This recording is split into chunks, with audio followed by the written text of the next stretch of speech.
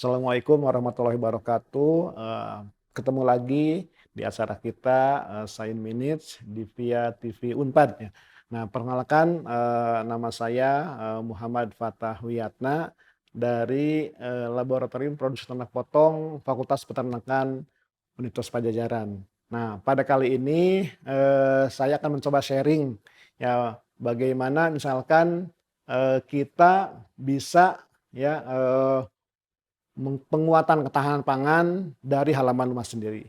Nah, ini merupakan, sharing ya, sharing jadi berbagi pengalaman kepada pemirsa bahwa, kegiatan ini merupakan sudah diaplikasikan, pada tempat saya sendiri dan hari ini saya akan mencoba sharing bagaimana sih misalkan kita bisa, penguatan ketahanan pangan di dalam atau dari halaman rumah sendiri. Pemirsa jadi, kalau kita lihat misalkan selama ini kan ketika pandemik itu kita dituntut untuk ketahanan pangan ya, ketahanan pangan, yang kita punya setiap rumah tangga adalah, halaman. Dan kali ini ya, saya akan misalkan sampaikan, bisa nggak sih kalau kita bertahan ya atau produksi pangan dari halaman yang kita punya sendiri ya.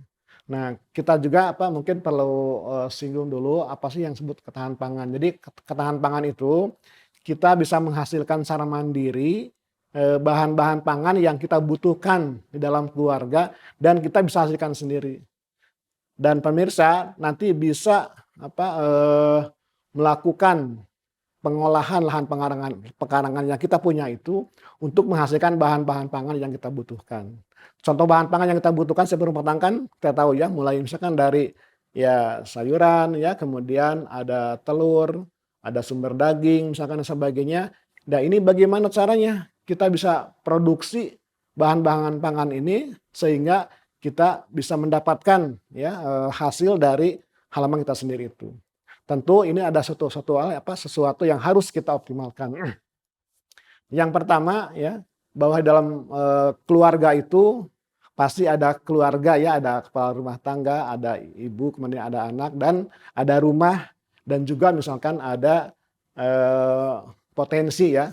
Nah, kalau saya melihat ya, pemirsa, jadi dalam setiap rumah tangga itu ada potensi yang mesti ada di setiap rumah ya. Yang pertama misalkan bahwa kita pasti akan punyai bahan organik ya, bahan organik, kemudian kita pun akan punyai misalkan lahan pekarangan, meskipun hanya, beberapa meter ya, ataupun misalkan saya sudah punya lahan tapi, sudah ditembok misalkan ya, tidak ada lahan buat bertanam sebagainya, tapi ada beberapa cara pendekatannya, supaya misalkan bahwa kita bisa produksi bahan pangan dalam tanah sendiri itu ya.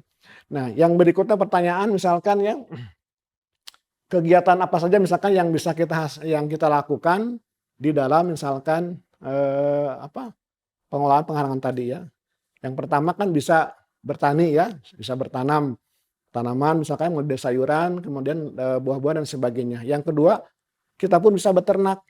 Loh, mungkinkah misalkan ya, pasti ada pertanyaan ya Bapak pemirsa ya, mungkinkah bisa kita, beternak pada halaman rumah yang terbatas?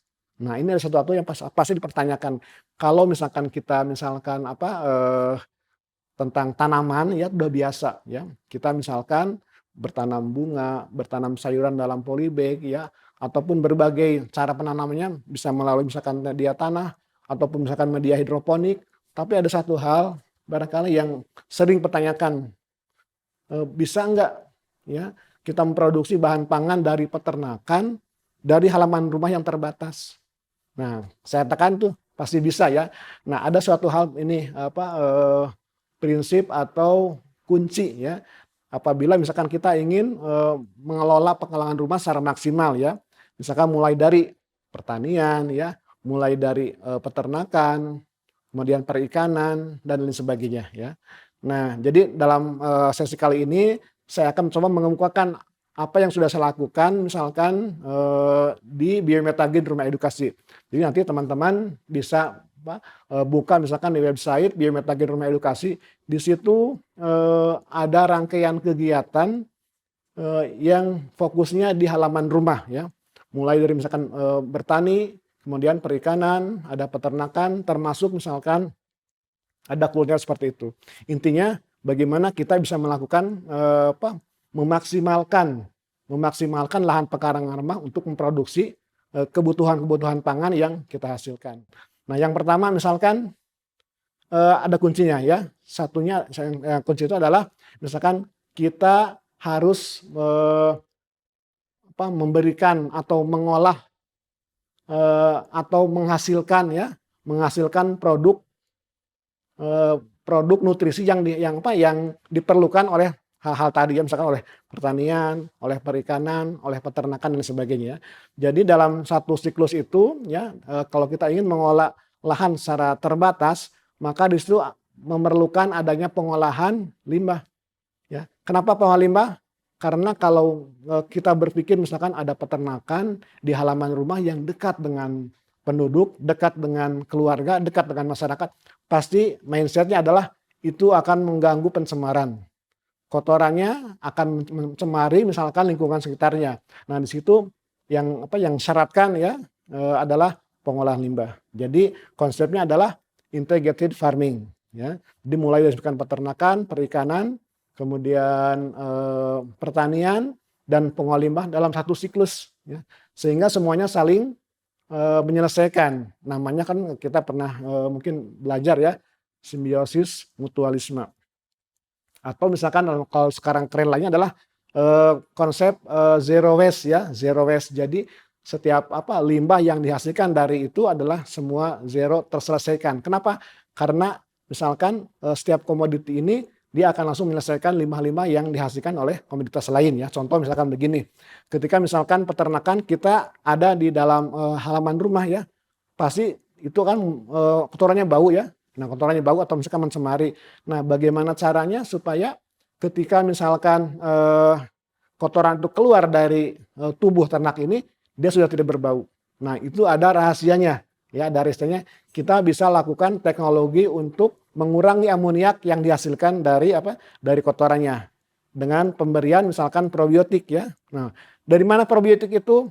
Probiotik itu dihasilkan dari, limbah-limbah organik yang dihasilkan oleh rumah tangga. Contoh misalkan sampah organik, sisa makanan, kita fermentasi menghasilkan, probiotik. Nah, probiotik itulah nanti akan kita integrasikan dengan peternakan sehingga kotorannya menjadi, tidak berbau ya. Nah, kemudian ada padatannya dalam peternakan itu ya, yang namanya misalkan kotoran ternak. Kotoran ternak itu akan kita manfaatkan untuk sebagai pupuk buat media tanam. Ya, jadi, bisa kan akan ini kita hilangkan langsung untuk mensupport misalkan kebutuhan misalkan, pupuk dari tanaman sendiri. Nah, tanaman itu kan menghasilkan daun ya, artinya tidak semua misalkan kita konsumsi ya, pasti ada suatu yang dibuang limbahnya. Nah, limbah itu sendiri kita kembalikan lagi ke ternak. Nah, sehingga akhirnya tidak ada limbah yang dihasilkan dari, perputaran komoditas yang ada di ternakan tersebut. Nah, seperti itu ya. Jadi artinya kalau kita misalkan melihat misalkan atau mengelola satu kawasan, maka, semua itu harus ada pengolahan limbahnya, sehingga semua akan terselesaikan.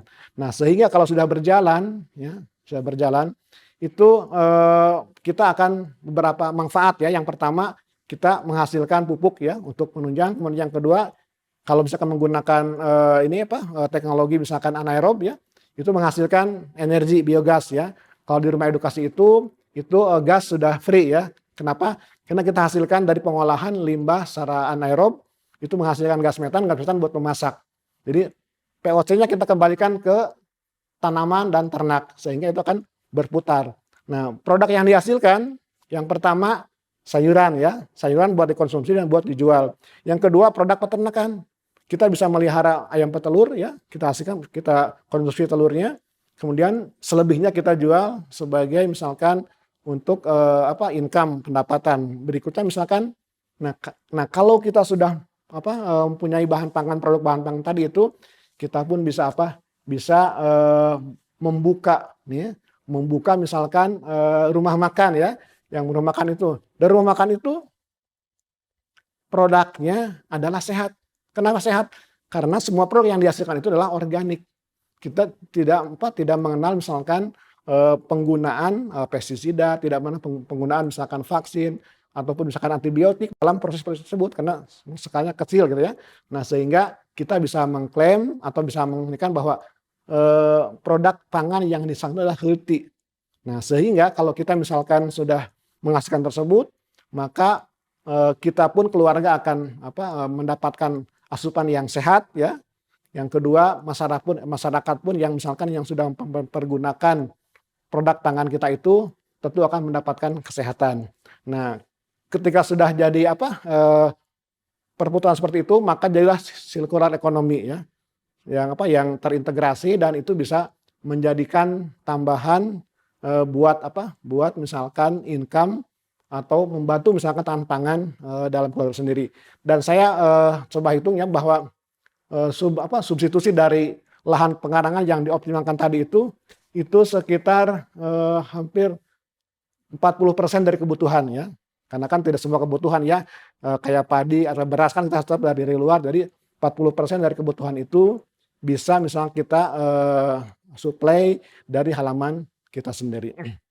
Nah, kesimpulannya, pemirsa, bahwa misalkan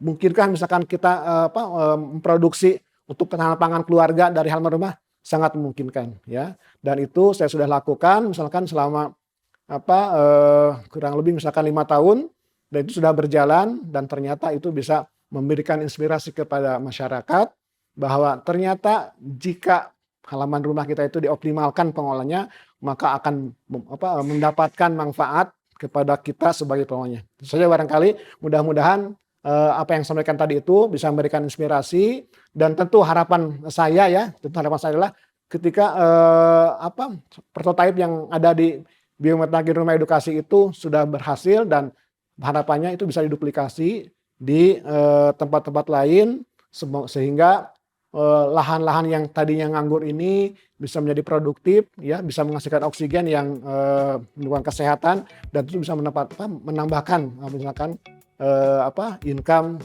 buat pemilik atau pengolah itu sendiri. Itu saja. Assalamualaikum warahmatullahi wabarakatuh.